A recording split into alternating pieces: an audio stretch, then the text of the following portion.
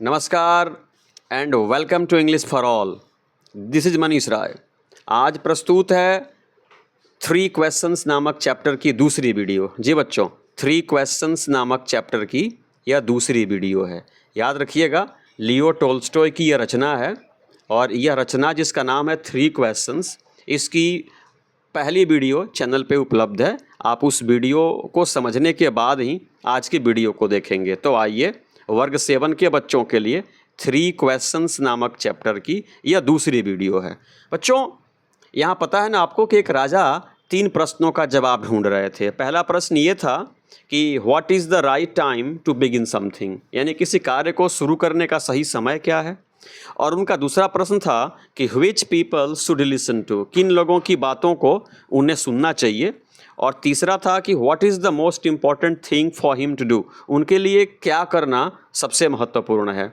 इन्हीं 3 प्रश्नों का उत्तर जानने के लिए वो एक सन्यासी के कुटिया में आए हुए थे और सन्यासी की कुटिया में एक व्यक्ति दौड़ते हुए आया। वहीं से हमें शुरू करना है। The king turned round and सा अ बियर्डेड मैन। बच्चों, बियर्डेड मैन का मतलब होता है दाढ़ी वाला व्यक्ति, यानी राजा मुड़े and saw a bearded man, और एक दाढ़ी वाले व्यक्ति को देखा। रनिंग टूवर्ड्स देम, अपनी तरफ आते हुए। रनिंग का मतलब दौड़ करके आते हुए, टूवर्ड्स मतलब की ओर, और देम का मतलब सन्यासी और राजा की तरफ वह व्यक्ति दौड़ करके आ रहा था। राजा ने देखा। His hands were pressed against his stomach. बच्चों, स्टमक का मतलब होता है पेट, यानी जो दाढ़ी वाला व्यक्ति दौड़ते हुए आया ना, his hands were pressed against his stomach, यानी वह अपनी हाथों से अपने पेट को दबाया हुआ था। जी बच्चों, वह अपनी दोनों हाथों से अपनी पेट को दबाया था। फ्रॉम व्हिच, जिससे मतलब पेट से।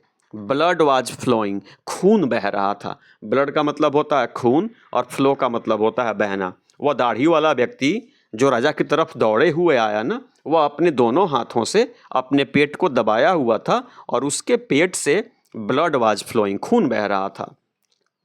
When he reached the king, जब वह राजा के पास पहुंचा। When का मतलब होता है बच्चों जब, reached मतलब पहुंचा। जब वह राजा के पास पहुंचा, he fainted। बच्चों, fainted मतलब बेहोश हो गया, जी, मूर्छित हो गया, अचेत हो गया। And fell to the ground, और जमीन पर गिर गया। फेल का मतलब गिरना होता है, जमीन पर गिर गया। The king and the hermit, राजा और सन्यासी। रिमूव्ड द मैंस क्लोथिंग, राजा और सन्यासी ने उस व्यक्ति के क्लोथिंग को, कपड़े को रिमूव किया, मतलब हटाया। And found a large wound in his stomach. Stomach का मतलब होता है पेट और वुंड का मतलब होता है घाव या जख्म। जब राजा और सन्यासी ने उस दाढ़ी वाले व्यक्ति के कपड़े को हटाया तो उसके पेट में एक बड़ा सा जख्म देखा। जी, बड़ा सा वुंड देखा, मतलब जख्म देखा। द किंग वास्ड, राजा ने वाश किया मतलब सफाई की, उस घाव को धोया। एंड कवर्ड इट, और उसको क्या कर दिया, ढक दिया। विथ हिज हैंडकरचीफ, अपने रूमाल से, कपड़े के टुकड़े से राजा ने घाव की सफाई की और उसको ढक दिया। But the blood would not stop flowing. Blood का मतलब खून होता है, फ्लो का मतलब बहना होता है, स्टॉप का मतलब रुकना होता है, लेकिन खून बहना बंद नहीं हुआ। द किंग रीड्रेस्ड द वुंड, राजा ने रीड्रेस किया, यानी फिर से घाव की सफाई की। जी बच्चों, राजा ने फिर से घाव की सफाई की। Until at last, at last का मतलब होता है अंत में। द ब्लीडिंग स्टॉप्ड, ब्लीडिंग का मतलब होता है खून का बहना और स्टॉप मतलब रुक जाना, यानी बाद में राजा ने घाव की तब तक सफाई की जब तक खून का बहना बंद नहीं हो गया। अर्थात राजा के परिश्रम से, राजा की सेवा से उस दाढ़ी वाले व्यक्ति के जख्म से खून का बहना बंद हो गया। The man felt better and asked for something to drink. बच्चों, फेल्ट बेटर का मतलब होता है अच्छा महसूस किया। अब वह व्यक्ति अच्छा महसूस किया। एंड आस्क्ड फॉर का मतलब होता है मांगना, और उसने मांग की। समथिंग माने कुछ, टू ड्रिंक, और उसने पीने के लिए मतलब किसी चीज़ की मांग, उसने कहा कि मुझे पीने के लिए कुछ दे दीजिए। The king brought fresh water, राजा स्वच्छ पानी लेकर के आए, राजा पानी लेकर के आए। And gave it to him, और राजा ने उस दाढ़ी वाले व्यक्ति को पीने के लिए पानी दिया। बाय दिस टाइम, इस समय तक। बाय दिस टाइम का मतलब हुआ बच्चों इस समय तक। किस समय तक, जब राजा उसको पीने के लिए पानी दिए। द सन हैड सेट, सूर्य डूब चुके थे। सेट का मतलब होता है बच्चों अस्त होना, डूबना। सूर्य अस्त हो चुके थे। And the air was cool, और हवा जो थी ठंडी हो गई थी। सूर्य की रोशनी चली गई थी तो हवा ठंडी हो गई थी। The king with the hermits help, king का मतलब हुआ राजा, विद द हर्मिट्स हेल्प सन्यासी की सहायता से राजा कैरिड द वुंडेड मैन। बच्चों वुंडेड मैन का मतलब होता है जख्मी व्यक्ति, और कैरी का मतलब होता है लेकर के जाना। हर्मिट की सहायता से राजा उस जख्मी व्यक्ति को इनटू द हट, उस कुटिया में लेके गए, उस सन्यासी की कुटिया में लेके गए। And led him on the bed, और उसको बिस्तर पे क्या कर दिया बच्चों, लेटा दिया जी। और उसको बिस्तर पर क्या कर दिया, लेटा दिया। The man closed his eyes, उस व्यक्ति ने अपनी आंखों को क्लोज कर लिया, मतलब बंद कर लिया। एंड ले क्वाइट, और चुपचाप पड़ा रहा। वह व्यक्ति, दाढ़ी वाला व्यक्ति, घाव वाला व्यक्ति, क्लोज्ड हिज आइज, अपनी आंखों को बंद कर लिया। एंड ले क्वाइट, और चुपचाप पड़ा रहा। The king tired by his walk and the work he had done, अब राजा जो पैदल चल करके कुटिया में आए थे ना, तो पैदल चलने के कारण and the work he had done, और जो सेवा इन्होंने उस दाढ़ी वाले व्यक्ति की इस कारण lay down on the floor, ये भी वहीं ज़मीन पे फर्श पे लेट गए। And slept through the night, और रात भर सोए। स्लेप्ट थ्रू द नाइट मतलब ये भी वहीं पे थकान के कारण ज़मीन पे गिर पड़े और रात भर गहरी नींद सोए। कौन, राजा। और उनके बगल में वह व्यक्ति दाढ़ी वाला भी क्या कर रहा था, सो रहा था। ये देख लीजिए बच्चों कैसे राजा जो है ना इस दाढ़ी वाले व्यक्ति की सेवा कर रहे हैं, और कैसे बगल में हर्मिट बैठा हुआ है। अब देखिए बच्चों क्या होता है। व्हेन ही अवोक, लिखा है कि व्हेन ही अवोक, जब राजा जगे। व्हेन ही अवोक, जब राजा जगे। It was several minutes before he could remember, यानी जब राजा जगे तो कुछ देर के बाद उन्हें याद आया। क्या याद आया, सुनिए। He could remember where he was और who the strange bearded man lying on the bed was, तब राजा को यह याद आया कि भाई वो कहाँ हैं, और यह जो स्ट्रेंज बियर्डेड मैन है, यह जो अनजान दाढ़ी वाला व्यक्ति जो बेड पे पड़ा हुआ है, ये कौन है। ये बात राजा के दिमाग में आई। फॉरगिव मी, मुझे क्षमा कर दीजिए। अभी राजा सोच ही रहे थे, तब तक एक आवाज़ आती है, फॉरगिव मी, मुझे क्षमा कर दीजिए। फॉरगिव का मतलब होता है माफ़ करना, मुझे माफ़ कर दीजिए। Said the bearded man in a week voice, बहुत पतली आवाज़ में, कमज़ोर आवाज़ में, चूँकि वह घायल था, उसके शरीर से खून बह चुका था, वह बहुत कमज़ोरी फील कर रहा था। तो वीक वॉइस में, बहुत कमज़ोर आवाज़ में उस दाढ़ी वाले व्यक्ति ने कहा, फॉरगिव मी, मुझे क्षमा कर दें। When he saw that the king was awake, जब उस व्यक्ति ने देखा, दाढ़ी वाले व्यक्ति ने देखा कि राजा, द किंग वाज अवेक, राजा जग चुके हैं, तो उसने कहा कि महाराज हमें क्षमा कर दें। अब सुनिए क्या होता है। आई डोंट नो यू, राजा ने कहा कि मैं तुम्हें जानता तक नहीं। I don't know you, know का मतलब जानना होता है, मैं तुम्हें जानता तक नहीं। And have nothing to forgive you for, जब मैं तुम्हें जानता नहीं और तुमने कोई अपराध किया नहीं, तो फिर मैं किस लिए तुम्हें क्षमा करूं। सेड द किंग, राजा ने कहा कि मैं तुम्हें जानता तक नहीं, तब मैं तुम्हें किस बात के लिए क्षमा करूं। You do not know me but I know you, उस व्यक्ति ने कहा कि महाराज आप मुझे नहीं जानते हैं। यू डोंट नो मी, आप मुझे नहीं जानते हैं, लेकिन मैं आपको जानता हूँ। I am that enemy of yours, मैं आपका वह दुश्मन हूँ। बच्चों एनिमी का मतलब होता है दुश्मन या शत्रु। वो बोल रहा है कि I am that enemy of yours, मैं आपका वह दुश्मन हूँ। हु सोर रिवेंज ऑन यू, हु का मतलब जिसने, सोर का मतलब कसम खाई थी, रिवेंज का मतलब होता है बदला, प्रतिशोध। जिसने आपसे बदला लेने की कसम खाई थी, जिसने आपसे बदला लेने की कसम खाई थी, वो मैं आपका दुश्मन हूँ। बिकॉज, क्योंकि you put my brother to death, put my brother to death, death का मतलब मौत होता है। क्योंकि आप ही ने मेरे भाई की क्या की थी, हत्या की थी। You put my brother to death, आपने ही मेरी भाई की हत्या की थी। And seized my property, property का मतलब संपत्ति होती है, और बच्चों सीज का मतलब होता है जब्त कर लेना। क्योंकि आपने ही मेरी भाई की हत्या की थी और मेरी संपत्ति जब्त कर ली थी, इसलिए मैंने कसम खाया था कि मैं आपकी हत्या करूंगा, वही शत्रु हूं मैं। आई न्यू, मुझे मालूम था, वो व्यक्ति बोल रहा आई न्यू, मुझे मालूम था। You had gone alone, alone का मतलब अकेले, कि आप अकेले गए हो। टू सी दैट हर्मिट, मुझे मालूम था कि आप अकेले सन्यासी से मिलने के लिए गए हो। And I made up my mind. Made up my mind का मतलब होता है फैसला करना। जब मुझे पता चला कि आप अकेले हर्मिट से मिलने के लिए गए हो, I made up my mind, मैंने फैसला किया टू किल यू, कि मैं तुम्हारी क्या कर दूं, हत्या कर दूं। किल मतलब हत्या करना। ऑन योर वे होम, जब आप शाम को घर लौटो तो रास्ते में ही मैं आपकी हत्या कर दूं, इस इरादे से मैं यहाँ आया था। बट द डे पास्ड, लेकिन दिन गुजर गया। डे का मतलब होता है दिन और पास का मतलब होता है गुजरना। बट द डे पास्ड, लेकिन दिन गुजर गया। And you did not return, और आप लौटे नहीं। So I left my hiding place. बच्चों, हाइडिंग प्लेस का मतलब होता है छुपने का स्थान। इसलिए मैं जहाँ छुपा था, लीव, वहाँ से मैं निकल पड़ा। And I came upon your body guard, और मैं आपके बॉडी गार्ड मतलब अंगरक्षक के सामने आ पड़ा। हु रिकॉग्नाइज्ड मी, जिसने मुझको पहचान लिया। रिकॉग्नाइज का मतलब होता है पहचान लेना। मैं आपके बॉडीगार्ड के सामने आ पड़ा। हु रिकॉग्नाइज्ड मी, जिसने मुझे पहचान लिया।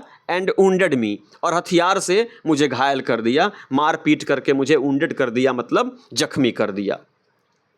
आई escaped फ्रॉम हिम, मैं उससे बच निकला। escape का मतलब होता है बच निकलना। आई escaped फ्रॉम हिम, मैं आपके बॉडीगार्ड से बच निकला। बट, लेकिन, आई शुड हैव डाइड, लेकिन मैं मर गया होता। आई शुड हैव डाइड, मैं मर गया होता।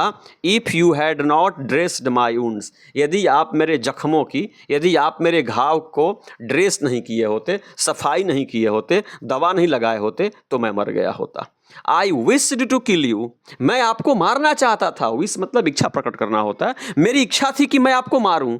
And you have saved my life, और आपने मेरे जीवन को सेव किया, मतलब क्या किया है, बचाया है। नाउ, अब, इफ आई लीव, अगर मैं जीवित रहा, आई विल सर्व यू, तो मैं आपकी सेवा करूंगा। सर्व करना मतलब सेवा करना। मैं आपकी सेवा करूंगा। As your most faithful servant, आपके सबसे, मोस्ट मतलब सर्वाधिक, फेथफुल का मतलब वफादार, सर्वेंट का मतलब नौकर। मैं आपके सबसे वफादार दास के रूप में आपकी सेवा करूंगा। And will order my sons, और मैं अपने पुत्रों को भी आदेश दूंगा। ऑर्डर मतलब आदेश देना। टू डू द सेम, कि वे भी आपकी सेवा करें। फॉरगिव मी, मुझे माफ़ कर दें। महाराज, मैं आपको मारने के लिए आया था, लेकिन आपने मेरी जान बचा ली, मुझे माफ़ कर दें। मैं आजीवन एक दास के रूप में आपकी सेवा करूंगा, और मैं अपने पुत्रों को भी आदेश करूंगा कि वे भी आपकी सेवा करें, इसलिए मुझे क्षमा कर दें। उस बियर्डेड मैन ने राजा से कहा। सुनिए, the king was very happy, राजा बहुत खुश थे। To have made peace, peace का मतलब शांति होती है, with his enemy so easily, इतनी आसानी से राजा का एक शत्रु राजा का दोस्त बन गया, उससे मैत्रीपूर्ण संबंध स्थापित हो गए, इसलिए राजा बहुत खुश हुए। And to have won him over as a friend, और दुश्मन दोस्त बन गया, इस कारण राजा बहुत खुश हुए। ही नॉट ओनली फॉरगिव हिम, राजा ने केवल उस व्यक्ति को क्षमा ही नहीं किया। फॉरगिव का मतलब क्षमा करना, नॉट ओनली केवल नहीं, यानी राजा ने केवल उसको क्षमा ही नहीं किया, बट सेड, राजा ने कहा, he would send his servants and his own doctor to look after him। बच्चों, look after का मतलब होता है सेवा करना, और servants का मतलब होता है नौकर, डॉक्टर का मतलब होता है चिकित्सक। राजा ने केवल उसको क्षमा ही नहीं किया बच्चों, बल्कि राजा ने अपने दास और अपने डॉक्टर को उस व्यक्ति के यहाँ भेजा, क्या करने के लिए, लुक आफ्टर हिम, उसकी सेवा करने के लिए, उसकी देखभाल करने के लिए राजा ने उसके यहाँ अपने दास और डॉक्टर भेजे। एंड प्रॉमिस्ड, और राजा ने वादा किया, प्रॉमिस मतलब वादा करना, और राजा ने वादा किया to give back the man his property, कि वह उस व्यक्ति की जो जब्त की गई संपत्ति है उसको भी वापस कर देगा। राजा ने बहुत दरियादिली दिखाई। आगे सुनिए क्या होता है। लिविंग द वुंडेड मैन, जी बच्चों, लिविंग द वुंडेड मैन यानी घायल व्यक्ति को राजा ने कुटिया में ही छोड़ दिया। और the king went out of the हट, और राजा उस कुटिया से बाहर निकले, झोपड़ी से बाहर निकले। And looked around for the hermit, और किसको ढूंढने लगे, सन्यासी को, महात्मा को ढूंढने लगे। बिफोर गोइंग अवे यानी जाने से पहले, बिफोर गोइंग अवे, चूंकि अब राजा को अपने दरबार में जाना था, महल में जाना था, तो बिफोर गोइंग अवे यानी जाने से पहले। ही विश्ड वंस मोर, उन्होंने एक बार और इच्छा प्रकट की। विश का मतलब इच्छा प्रकट की, वंस मोर का मतलब एक बार और। राजा ने एक बार और इच्छा प्रकट की to get answers to his questions, कि वो अपने प्रश्नों का उत्तर पा लें। यानी हर्मिट के पास ये गए और ये फिर से इन्होंने कहा कि महात्मा आप मेरे 3 प्रश्नों के उत्तर बता दें। The hermit was on his knees sowing seeds in the beds. बच्चों बेड्स का मतलब क्यारी होती है, सो का मतलब बोना होता है, सीड्स का मतलब होता है बीज, और ऑन हिज नीज यानी सन्यासी जो था ना अपने घुटनों पर बैठा बेड में, उस क्यारी में क्या बो रहा था, बीज बो रहा था। That had been dug the day before, जो एक दिन पहले राजा ने कुदाल से क्या किया था, खोदा था या कोड़ा था।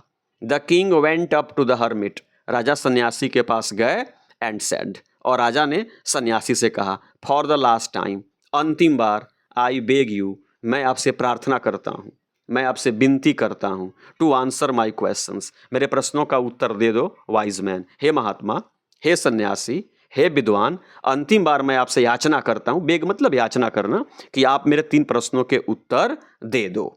अब देखिए बच्चों क्या हो रहा है, you have already been answered. अब महात्मा का क्या जवाब है सुनिए, you have already been answered, यानी आपके प्रश्नों का उत्तर ऑलरेडी पहले ही दिया जा चुका है, यानी आपको आपके 3 प्रश्नों के उत्तर मिल चुके हैं। Said the hermit still bending down to the ground and looking up at the king as he stood before him. चूंकि राजा उस व्यक्ति के सामने खड़े थे तो वह बच्चों क्यारी में बीज बो रहा था ना, तो उसी प्रकार से वह बेंडिंग डाउन, झुक करके जमीन पर ही झुका हुआ था और राजा की ओर देख रहा था, और राजा उसके सामने खड़े थे और उसने कहा कि you have already been answered, आपके प्रश्न का जवाब पहले ही दिया जा चुका है। How have I been answered, what do you mean, क्या मतलब है महात्मा आपका, मेरे प्रश्नों का जवाब कैसे मिल गया है, आपके कहने का क्या मतलब है, मैं कुछ समझा नहीं। राजा ने कहा डू यू नॉट सी, आप देखते नहीं, रिप्लाइड द हर्मिट, रिप्लाई का मतलब जवाब देना। उस सन्यासी ने जवाब दिया कि आपको दिखता नहीं। If you had not pitied, बच्चों पिटीड का मतलब होता है दया किए, माई वीकनेस यस्टरडे, वीकनेस का मतलब होता है कमजोरी, अगर आप कल मेरी कमजोरी पे दया नहीं किए होते, and had not dug these beds for me, और इन क्यारियों को कुदाल से आप नहीं कोड़े होते, you would have gone away, आप अगर अपने महल को चले गए होते, देन का मतलब तब, that man would have attacked you, तब यह दाढ़ी वाला व्यक्ति आप पे अटैक किया होता, आप पे हमला किया हुआ होता, and you would have wished you had stay with me, यानी अगर आप गए होते तो यह व्यक्ति आप पे हमला किया होता और आपको नुकसान पहुंचाया होता, लेकिन आप यहीं पे रुक गए। So the most important time was when you were digging the beds, इसलिए सबसे महत्वपूर्ण समय वह समय था जब आप डिगिंग द बेड्स, जब आप क्यारी को कोड़ रहे थे ना, वह समय आपके लिए सबसे मोस्ट इंपॉर्टेंट था। क्यों? क्योंकि अगर आप लौट के गए होते तो यह व्यक्ति आपकी हत्या कर दिया होता, इसलिए जो आप फूलों की क्यारी कोड़ रहे थे ना, वह समय आपके लिए मोस्ट इंपॉर्टेंट था। And I was the most important man, और मैं सबसे महत्वपूर्ण व्यक्ति था। And to do me good was your most important business, business का मतलब होता है काम, और मेरी जो आपने हेल्प की, मेरी जो आपने भलाई की, मुझ पे तरस खा करके जो आपने क्यारी को कोड़ा, वह कार्य करना आपके लिए सबसे महत्वपूर्ण था। इस प्रकार से आपके 3 प्रश्नों का उत्तर मिल गया। आफ्टरवर्ड्स, और उसके बाद में सन्यासी बोलता है सुनिए, और उसके बाद में when the man ran to us, जब वह व्यक्ति हमारी तरफ दौड़ते हुए आया, the most important time was when you were caring for him, जब वह व्यक्ति हमारे पास आया तो सबसे महत्वपूर्ण समय क्या था कि जब आपने उस व्यक्ति को केयर किया, यानी उसकी देखरेख की, उसकी सेवा की, मरहम पट्टी की, वह समय सबसे महत्वपूर्ण था।